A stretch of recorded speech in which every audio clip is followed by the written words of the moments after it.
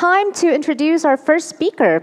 He's the director of Western Digital Capital. This company its investment covers the America, Europe, and Asia. And our speaker himself is a seasoned VC expert who has more than 22 years of experience. And ladies and gentlemen, now please join me and welcome our speaker of this afternoon, Mr. Aymerik Renard. Hello, welcome.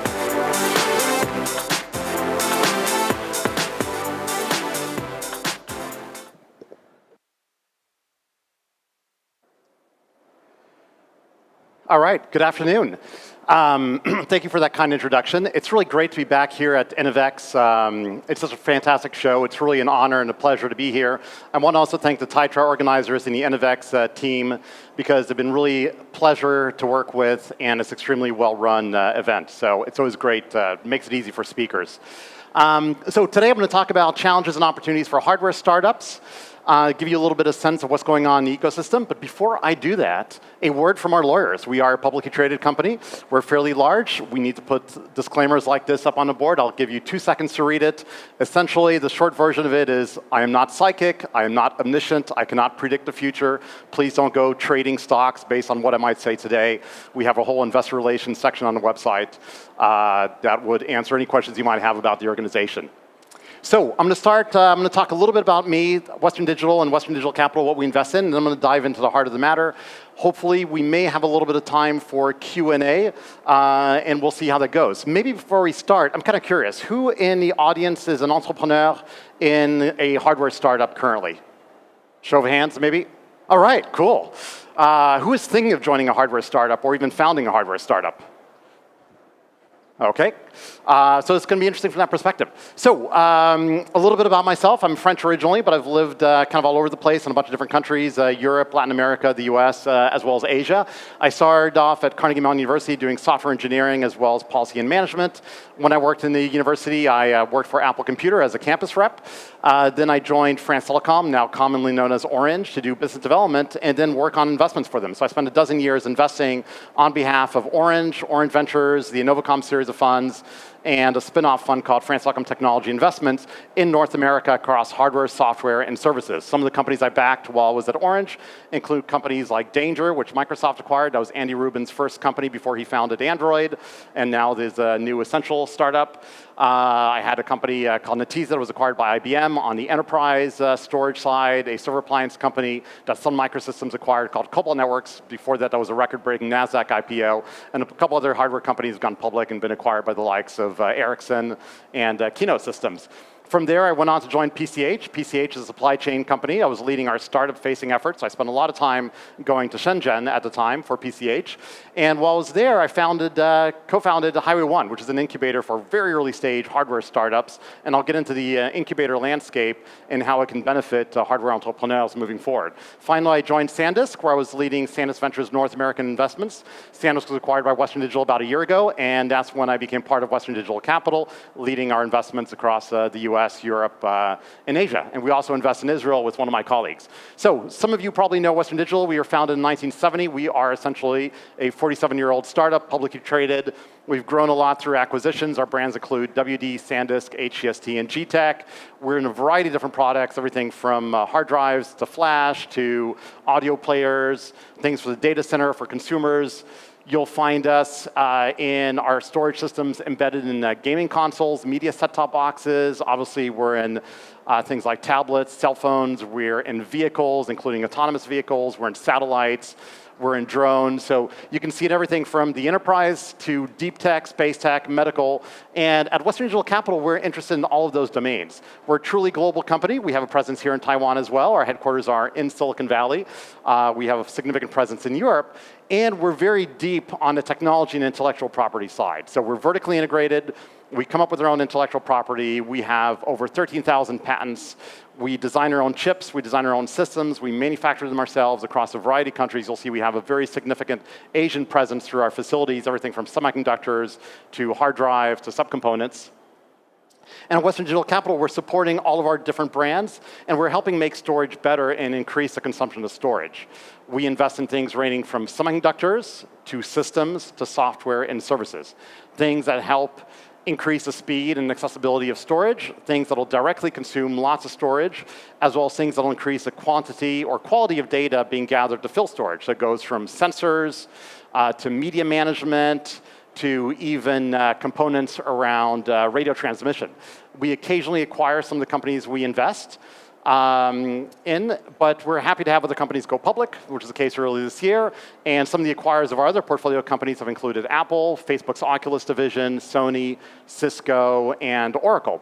We touch consumer technologies, we touch enterprise, the cloud, and embedded systems. So here you get a sense of some of the portfolio companies we have that are current. It doesn't include our prior ones. You can go to our website to get a sense of the types of companies we've invested in the past. We're truly stage agnostic. We can do everything from a $500,000 seed stage check to a $10 million late stage investment in companies. Generally, we're co-investing alongside other investors, whether they be regular financial investors or strategics. Sometimes we're the only strategic in a round. Sometimes we're in a round with just strategic investors. So we're pretty flexible. But one of the things we try to be is more than just money. There's plenty of money out there in the ecosystem. So we'll provide our startups with technical assistance. If it's an enterprise software startup, we can bring them to trade shows where we're present. We can put them in front of customers, do go-to-market strategies. And if it's a consumer technology play, we're in hundreds of thousands of retail points of presence. We can help bring them alongside our products at retail, which gives them really kind of a lever effect and gives them tremendous power and range. What is the environment like for hardware startups right now? There are a ton of startups. This slide already, when it was created by Venture Scanner, was essentially out of date the second they printed. You can see a bunch of categories of different products. Each of these has dozens to hundreds of other companies as part of those subcategories. There are a lot of startups out there. There's a lot of noise. It's tough to get differentiated above, and there's a lot of competition. So we'll be talking about some of the things you as a hardware startup will have access to and what some of the pitfalls will be. So on the left here, we have examples of companies that have done extremely well. Some of those companies like Nest and Oculus were multi-billion-dollar acquisitions by larger companies. Some of the companies like Fitbit and GoPro went public, and even though the stocks have dropped a little bit, there were still highly successful startups that did extremely well for their founders, employees, and for their venture investors. Underneath that, you have a couple companies like Misfit, Dropcam, Whistle, and WeThings, which are all significant acquisitions by larger companies. And DJI finally is still private, but they're doing exceptionally well, and they're kind of a great example of an Asian company really firing on all cylinders and really dominating their product category. On the right, you have companies that were once seen as high flyers and had really good press and really smart people behind them, including smart investors, who have really stumbled or entirely folded or been acquired in asset sales. And for a variety of reasons. Some of these things were product market fit mismatches. Some of them are really kind of poor assumptions around budgeting and managing costs, managing complexity. Some of these were really attempting to do things that were extremely technically challenging, and they fumbled on the execution. So there are a variety of different things that can go into making the difference between a highly successful startup that returns significant capital to the investors and employees, and companies that struggle and have a really hard time. And some of these were high flyers at one point and were lauded by the press. So sometimes things can really drastically change. So if you go back to the beginning, at the prototype stage, you want to get a sense for what the product can do, what it can feel like, what it's going, and you have a lot of things that you have access to. It's becoming increasingly easy to prototype. You have phenomenal computing boards. For a couple dollars, you can have Arduino, Raspberry Pi, other processors that can be the brains for your object. You have phenomenal options for interconnectivity, connecting to LTE, connecting to Wi-Fi, Bluetooth for different modules. You have things like Electric Imp and Particle that will facilitate that. An amazing array of components thanks to the smartphone wars. There's been so much of a demand for small sensors, actuators, screen, and other bits and pieces. All these are accessible to you as a startup for you to be experimenting with and deploying yourself down the line. And in terms of getting a feel for what the physical object will be, it's never been easier as well. You have enormous options around 3D printing that are extremely cost-effective now. Additive desktop 3D printers. You have CNC machines that are desktop ready. Not very expensive, and if you want the really big, really expensive, extremely fancy machines, you have a whole bunch of options from workspaces like Tech Shop. You have maker spaces on university campuses, within some corporations like Facebook, even on campus. And then you have access to some of them via incubators, as well as via some venture funds like Bolt and Lemnos and Playground Global that actually have their own really significant facilities on the location for you to do prototyping. But prototyping is just one thing. It's easy to make one example of one object and see how it behaves and if it's something you'd want to have. But you really need to make it manufacturable and have a design that's going to be attractive to users and that is going to be polished. And that takes a team. That takes a team. It takes a lot more effort. It takes a lot more experience. A lot of people go into hardware startups with a software engineering background, sometimes with double E background, sometimes with mechanical engineering, but you really need a coordination of all of that with good industrial designers to get your idea to the next level and make it something that is attractive to consumers. The good news is there are plenty of options for you there. You have consultants, people who have done extremely well at companies like Apple, HP, Palm, Amazon's Lab 126 division who are out there in the ecosystem. There are some meetups internationally around hardware, around IoT, which are good places for you to discover and make these connections. You also have local, like in Taiwan, you have Hardware Trek that's developed a really interesting matchmaking platform to put hardware entrepreneurs in front of service providers who can be partners for you. And then there are a bunch of different firms, but at some point you're going to have to decide, do you get a consultant? Do you bring people in-house, which is especially relevant if you're going to have multiple product lines, multiple products over the life of your company, or do you bring in an outside firm? And on the outside firm side, it gets a little bit more complex because not all the firms are equal. Some firms are phenomenal industrial design. Some firms are hardcore product development teams, which are really kind of oriented around mechanical engineering, maybe some more on the electrical engineering side. Some firms also have branding expertise, and you need a coordination of all those things for you to be successful. So Synapse, Lime Lab are examples of hardcore product development teams. IDEO, Bold, design partners as well. IDEO and design partners especially have a lot of experience around medical devices and things that need FDA clearance. They're also really good at things doing design for manufacturability. Companies like Ammunition, Fuse Project, Astro Studios, and Frog are extremely well known also on the ID side, as well as with branding, user interface design, software engineering, which is also important for the usability of your products. But some of these do not have mechanical engineering expertise. And that can be a challenge. The reason why some of the companies have flopped in the past have been the fact that they may have hired a rock star industrial designer who kind of on their own designed something that was really, really cool looking, and then they handed it off, and meanwhile the mechanical engineers and the electrical engineers are toiling, and then they look at this and are like, well, we have a PCB that's this shape, we have these components, we don't know how to put these things in this really cool industrial design you've done, and that sets the project back and people have to reiterate.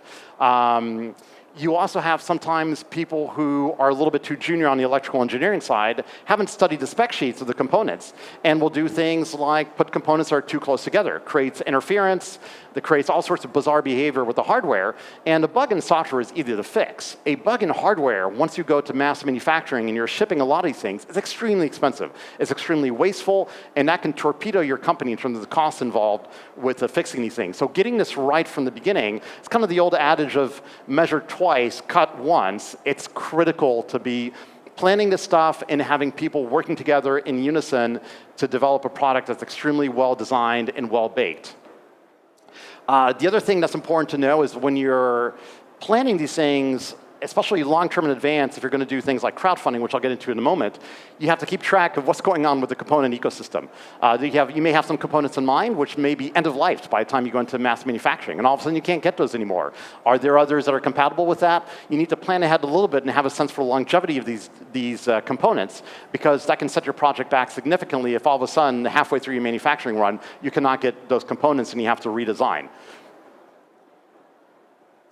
So all that, in terms of developing a team, costs you money. Some of the firms I mentioned in the past on the design side are willing to work for equity. They're willing to work in partnership and potentially be co-founders, which is great.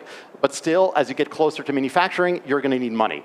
A couple ways around that. If you're lucky enough to be in Europe, Asia, and some other geographies, you may have access to government grants, R&D grants, R&D tax credits, regional incentives. These are all fantastic. There are entities like BPI France and Europe, Enterprise Ireland are good at this kind of stuff, and others. It's non-dilutive. It's a great way to bootstrap the company along with potentially friends and family money. Obviously, there are angel investors out there in the ecosystem. You can discover them through AngelList, see what they've been funding that's similar to you. And you also have the option to go into incubators, accelerators, which typically involve an application process, and will give you anywhere from $25,000 to maybe $200,000 at the end of the program, plus sometimes follow-on money from kind of semi-captive VC firms that have pledged to fund companies that are graduating from those accelerator programs. And then on the accelerator incubator front, one of the questions is, do you go with a generic program that may just do a lot of software and occasionally do software investments, or do you go with one that's dedicated to the hardware space and will have access to manufacturing capabilities potentially? They may have engineers on staff. So Ohio One is an example of that. Hacks is another example of that. Techstars has a couple IoT programs they've done in coordination with people like Qualcomm and the RGA, which have access to prototyping facilities as well as engineers to help you along with your program. Playground Global is another good example. They're kind of crossover venture fund and incubator. If you're going, crowdfunding is another aspect. There's a whole slide on that because there are a lot of interesting kind of pitfalls in that category. On the venture capital side, do you want to go with a regular firm? Do you want to go with one that's specialized in hardware? There are pros and cons.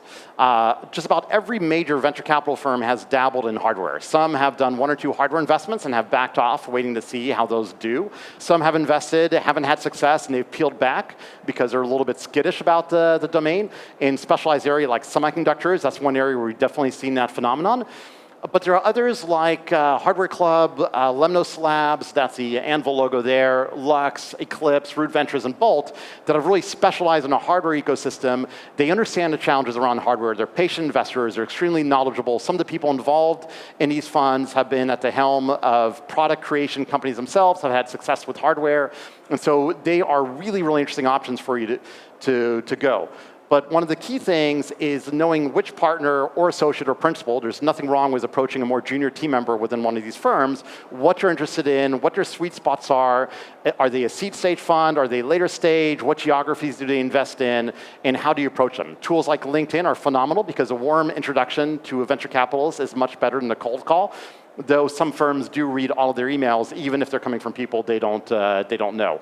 And on the classic funds, same thing. You can research there. The websites are great. Sometimes a lot of these firms increasingly have been blogging. You can get a sense for who's into hardware, who's not, what kind of companies they have in their portfolio, who's competitive to you, who's similar to you, and what's interesting. And one thing I will mention is for longevity, hardware typically is not enough. You want to have a hardware that has some stickiness, so service plans around that, software upgrades, things you can do to increase the functionality over time and have lifelong customers, not just people who buy one widget and then disappear.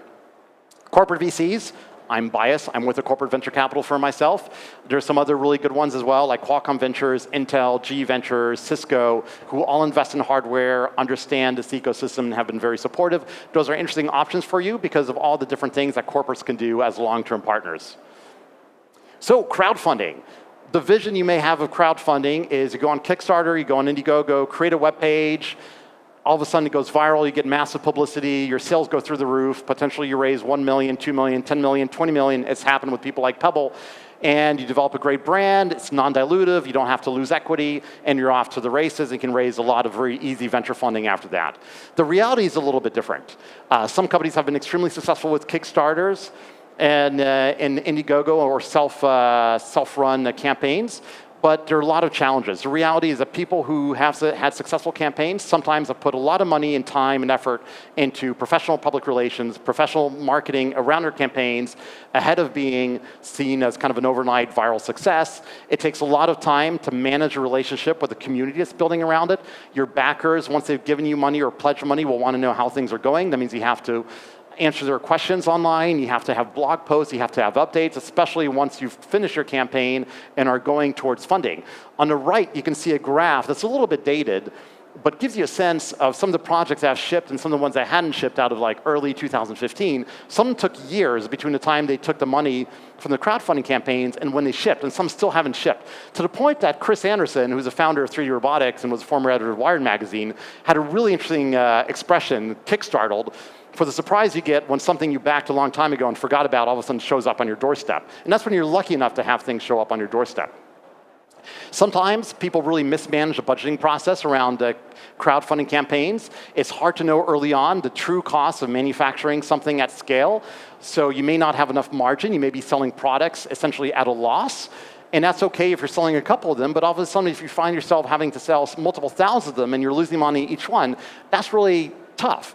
Some people have done things like, okay, a couple bucks here, a couple bucks there. You get a T-shirt, you get stickers, you get keychains. All those things cost money to make. All those things are time-consuming to pack out and ship to people and backers, and can defocus you. They're nice incentive rewards, but there is a trade-off associated with those as well, and sometimes people don't properly plan for those.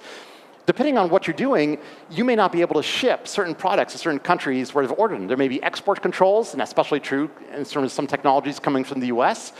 There may be some serious customs issues, some labeling requirements, multiple language support you may have in user manuals. All these things can complicate your life as a startup. So it's really important to understand those going in early in the process and what you can do. The other thing, too, is if you do a campaign that's way too early, you really open up the ability for people to copy your idea and run with it. There have been a number of Kickstarter campaigns for kind of more simplistic objects where by the time people had finished fundraising and were halfway into manufacturing, there are already clones of it available on Alibaba and other sources. So that's one thing you want to keep in mind.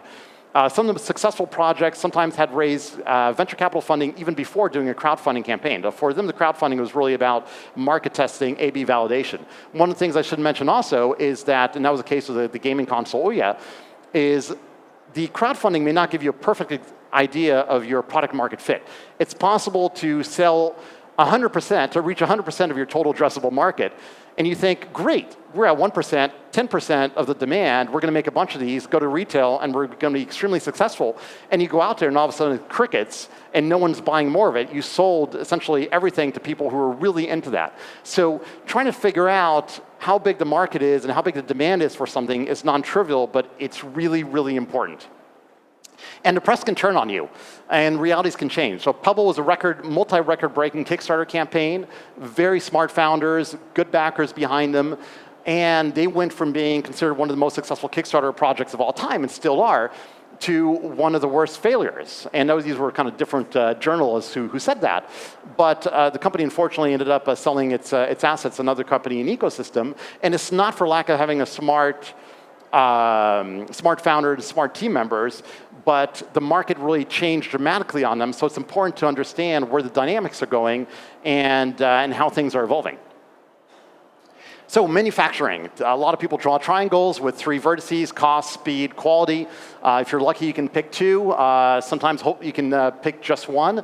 There are a lot of trade-offs involved. A lot of decisions to make there. Are you going to do things in-house on your own? Are you going to be vertically integrated, create your own manufacturing capabilities? Are you going to do things small scale, locally? Are you going to go remote with all of the kind of time and time zone and distance trade-offs involved?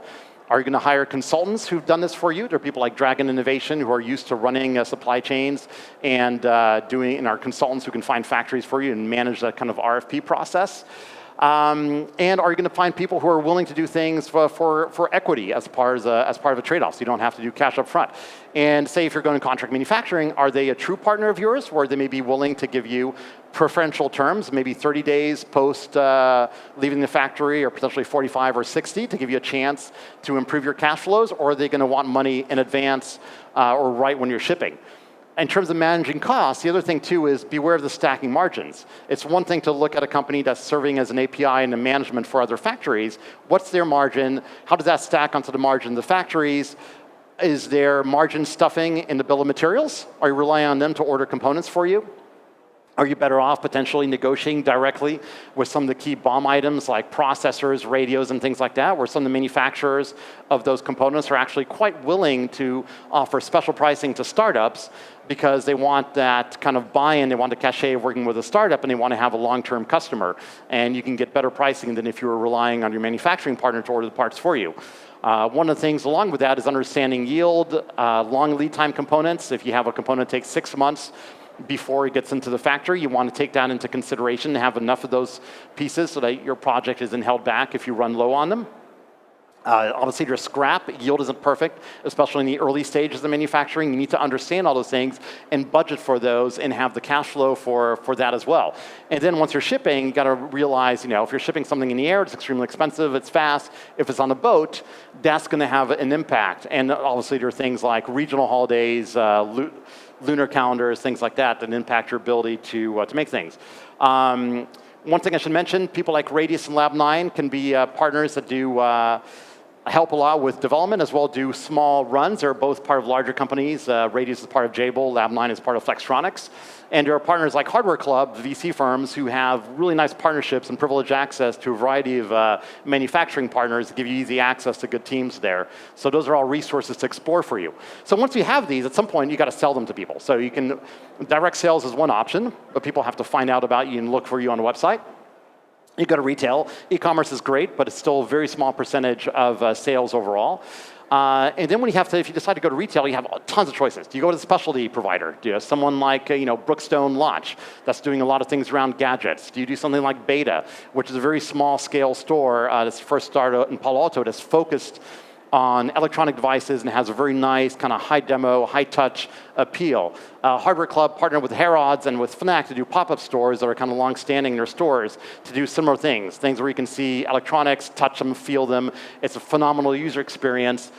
Target, which is an American big box retailer, did the open house in San Francisco. It's a store within the store for consumer electronics, also very demo and very startup friendly. On the web, Amazon has Amazon Launchpad.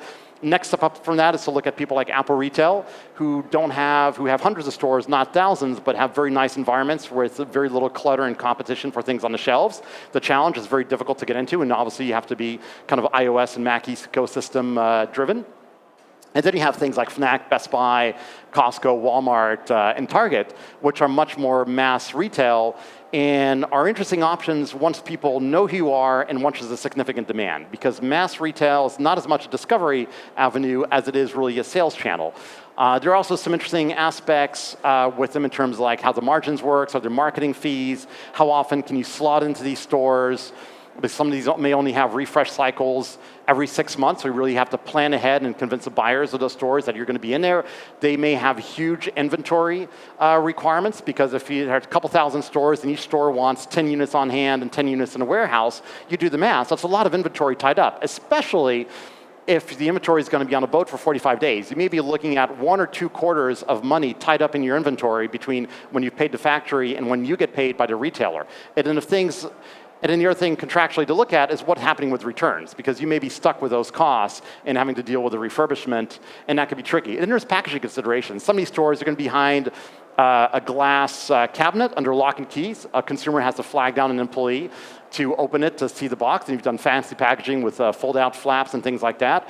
Consumers may not even see that. Others have these anti-theft devices that look like gigantic hockey pucks, front and rear, with metal cabling. Same thing, if you invested in a phenomenal package, the consumer may not have access to that, and they may not be able to read much about what your product does. So they really have to know about it in advance of going into that store. And that brings us to fulfillment and logistics. It takes time and effort to get these things either drop shipped to a customer or into a warehouse.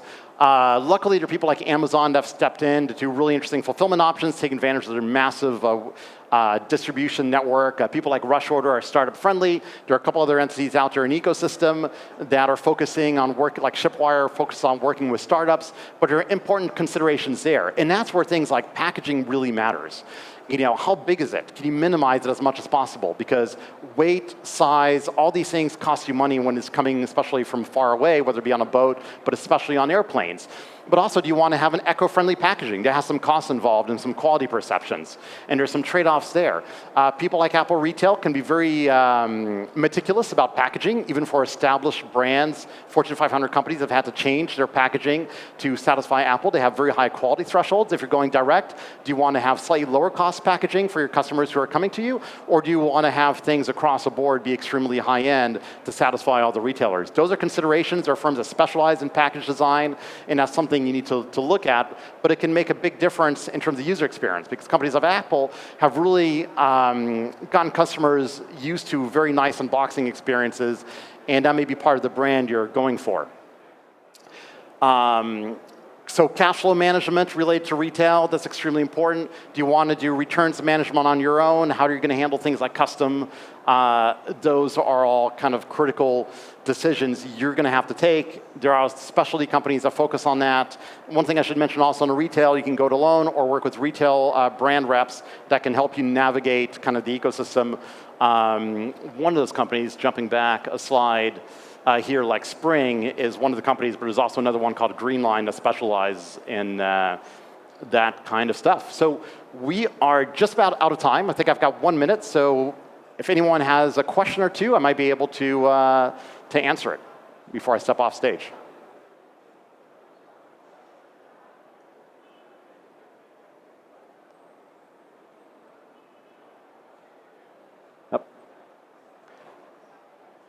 All right, so if not, I'm not going to hog. I've got about 60 seconds left. I'll leave it for the next speakers. But our website is there. If you have a startup involved in the storage ecosystem, we'd love to hear about it, whether it be consumer, enterprise-facing. We're quite active in the ecosystem, having invested over $250 million the past couple of years in startups. My Twitter handle's there. Corporate Twitter handle's there. You can reach us pretty easily or via the InnoVEX showrunners. It's been a pleasure to speak with you here today. I hope you have a good rest of your show. Thanks. Thank you, Aymerik. Thank you very much.